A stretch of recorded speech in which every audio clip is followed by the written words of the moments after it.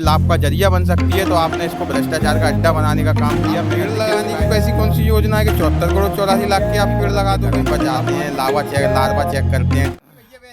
दोस्तों नमस्कार, BMP news पे एक बार फिर से आप सभी का स्वागत है। आज हम पहुंचे हैं रेलवे स्टेशन के पास में पुराना गेस्ट हाउस। यहाँ पर विश्वजीत रतौनिया जी हैं, पेशे से वकील हैं। इन्होंने स्वर्ण रेखा नदी पर जो घोटाले हुए हैं, जो उन घोटालों को लेकर एक मुहिम छेड़ी है। आइए उनसे बातचीत करने की कोशिश करें। क्या पूरा मुद्दा है, किस मुद्दे को लेकर आज इन्होंने प्रेस कॉन्फ्रेंस रखी है? क्या मुद्दा, किस मुद्दे को लेकर आज आपने प्रेस कॉन्फ्रेंस रखी? देखिए, ग्वालियर की जीवनदायिनी स्वर्ण रेखा नदी को बचाने की लड़ाई और पीने के पानी के अधिकार की लड़ाई हम लोग लड़ रहे हैं माननीय न्यायालय के समक्ष। और इस लड़ाई में मेरे नाम से जो पिटीशन माननीय न्यायालय के समक्ष फाइल है, वो उस पिटीशन के नाम से, और 22/2 को माननीय न्यायालय का जो आदेश हुआ था 22 फरवरी को, उस आदेश के व्याप पर आज 7 महीने बाद एक इंटरवेंशन बनाया है वन विभाग ने। 74 करोड़ 84 लाख रुपए की वो योजना बना रहे हैं विदेशी नस्ल के पौधे लगाने के लिए, ग्वालियर कैचमेंट में लगाने के लिए उन पौधों को, घाटी गाँव कैचमेंट में। उनका कहना है कि साहब हम नदी के संरक्षण के लिए काम कर रहे हैं। तो आप वो संरक्षण तो देसी नस्ल के पौधों से भी हो सकता है। संरक्षण जो है ग्वालियर की नगर निगम की पौधशाला में जो पौधे लगते हैं उनसे भी हो सकता है। आपको 7 महीने बाद इंटरवेंशन की याद क्यों आई है?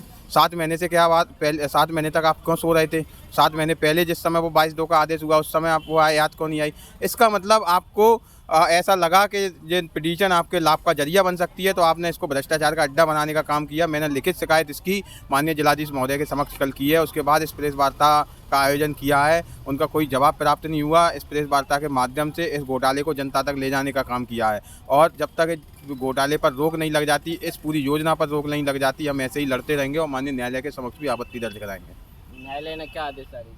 देखिए, न्यायालय में 7 तारीख को इस पिटीशन की सुनवाई है, और इस पिटीशन के व्याप पर ही और 22/2 के आदेश पर ही इनने इंटरवेंशन तैयार किया है।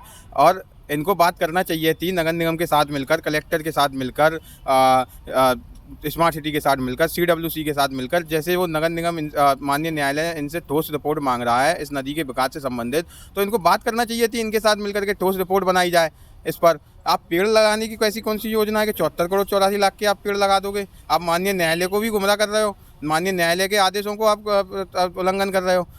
और जब वो संयुक्त रिपोर्ट मांगी गई थी तो वो कलेक्टर से मांगी थी 22 तारीख को, नगर निगम से मांगी थी, CWC से मांगी थी, स्मार्ट सिटी से मांगी थी। आपका तो नाम ही नहीं था, तो आप कैसे इसमें आ गए? और आप आई भी हो इंटरवेंशन पे, इस पिटीशन के व्याप पर, इसमें 22/2 के आदेश के व्याप पर, तो आप 7 महीने तक सोते रहे।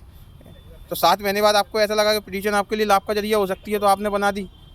देसी नस्ल के पौधे आप लगा सकते थे। बहुत बड़ा घोटाला 74 करोड़ 84 लाख का घोटाला। इससे पहले ग्वालियर नगर निगम ने एक योजना बनाई 10-20 करोड़ की, वो माननीय न्यायालय को गुमराह करने के लिए संयुक्त तौर पर नगर निगम, कलेक्टर, स्मार्ट सिटी, CWC के, हम इस नदी के संरक्षण के लिए इसमें जालियां लगाएंगे, कचरा मुक्त करने के लिए पेड़ लगाएंगे, 5000 पेड़ उन्हें लगाने की बात कही।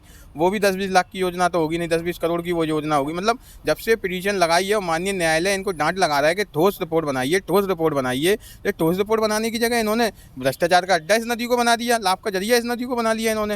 ये तो साफ साफ माननीय न्यायालय का आदेशों का उल्लंघन है। पिटिशनर और तमाम सारे वो प्रबुद्ध लोग जो इस नदी के संरक्षण की बात करते हैं, लड़ाई लड़ रहे हैं, उनके संघर्ष का ये मतलब इस तरीके से उल्लंघन कर रहे हैं, इस तरीके से उनके संघर्ष को बर्बाद कर रहे हैं नदी फ्लो के माध्यम से।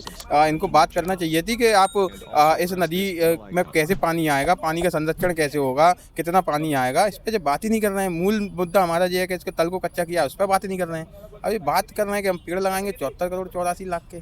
जिस स्वर्ण रेखा नदी की आप बात कर रहे हो, स्वर्ण रेखा नदी में पानी अभी तक स्वच्छ नहीं हो पाया। पानी बहुत ज़्यादा गंदा है, इसमें बोटिंग होती है, वहाँ भी इतनी तादाद में गंदा पानी है, अगर कोई हाथ डाल दे तो उस पानी में देखिए वो नाले का पानी वहाँ एकत्रित करते हैं एक जगह पर, उसको रोकने का काम करते हैं। वो मेरे ख्याल से 200-400-500 मीटर का इलाका है, और ये दिखाने के लिए इनकी जो योजना थी पूरी नदी में, थीम्स नदी की तर्ज पर इसे डेवलप करने की थी। और इन्होंने उसको दिखाने के लिए कि हमने इसमें नाव चलाई है, वो 200-400 मीटर का इलाका होगा, उसमें भी गंदा पानी भरा रहता है। और मैं समझता हूँ वो 4-5 साल से वो भी बंद है ना। और उसमें एक एक्वेरियम भी बनाया था जो अभी उन्होंने 1 महीने पहले चालू किया है, कि ये दिखाते हुए कि हम ये काम कर रहे हैं, है ना। उससे पहले भी वो बंद पड़ा हुआ था जब से वो एक्वेरियम बना हुआ है। तो आप साफ देखेंगे इस नदी में पूरी गंदी पड़ी हुई है, पूरा गंदगी का अंबार लगा हुआ है। एक तरफ जो घरों पर जाते हैं, लार्वा चेक करते हैं, डेंगू का लार्वा चेक करते हैं, चालान करते हैं लोगों के, किसी के गंदा पानी मिल जाए। इस नदी के किनारे 80% लोग रहते हैं ग्वालियर शहर के, क्या वो बीमार नहीं होंगे इस गंदगी से? अभी इस पर एलिवेटेड रोड बन रही है, जगह जगह सीवर, उसके नीचे जो सीवर लाइन डली है, वो सीवर की लाइन फूट गई है, सीवर का पानी इसमें बहने लगा, वो गंदगी पूरे घरों तक पहुँच रही है। तो आप ये कैसा डेवलपमेंट कर रहे हैं कि लोगों को बीमार कर रहे हैं आप। मतलब आपने लोगों को स्वास्थ्य को बर्बाद करने का और यहाँ से पैसा कमाने का जरिया इस नदी को बना लिया आपने। ये कैसा विकास है इनका। जैसे अभी आपने कहा कि 74 करोड़ रुपए पेड़ क्या लगने नहीं चाहिए, किस तरीके से? देखिए पेड़ विदेशी नस्ल के पेड़ ही कौन, 74 करोड़ 84 लाख का आपने वो प्लान बनाया, विदेशी नस्ल के पौधे कौन। सबसे बड़ी बात ये है देसी नस्ल के पौधे कौन नहीं लग सकते। हम यहाँ खड़े हुए हैं, यहाँ तमाम सारे पेड़ हैं, क्या ये पेड़ देसी नस्ल के संरक्षण का, पानी संरक्षण का काम नहीं करेंगे? ये भी कर सकते हैं। ग्वालियर नगर निगम की पौधशाला में जो पेड़ लगते हैं वो भी कर सकते हैं। एक पूर्व अधिकारी हैं, वो जल पर बहुत काम किया उन्होंने, उनसे मेरी बात हुई थी और वो बात जब हुई तो जब मेरी बात हुई तो मैंने उनसे पूछा तो बोले कि एक ज़माने में किले पर जब सेना रहा करती थी तो वहाँ तमाम सारी बावड़ियाँ थी, तमाम सारे झरने थे, उनको संरक्षण के लिए कैंत और जामुन के पेड़ और इस प्रकार के तमाम वो पेड़ जो संरक्षण कर सकते हैं उनका उपयोग होता था। तो आप कैंत के और जामुन के पेड़ों का उपयोग क्यों नहीं करते हो? आप विदेशी नस्ल के पौधे मंगाओगे, मतलब जो 1000 की कीमत का पौधा होगा आप उसे 1 लाख में मंगाओगे और सीधे आप 100% तक भ्रष्टाचार इसमें करोगे। तो आपने तो इसको भ्रष्टाचार का अड्डा बना दिया। इसकी साफ साफ जांच होना चाहिए। मैंने लिखित में इसकी शिकायत की है माननीय जिलाधीश महोदय को और मैं माननीय न्यायालय के समक्ष भी लिखित में आपत्ति दर्ज कराऊंगा इस 74 करोड़ के घोटाले पर।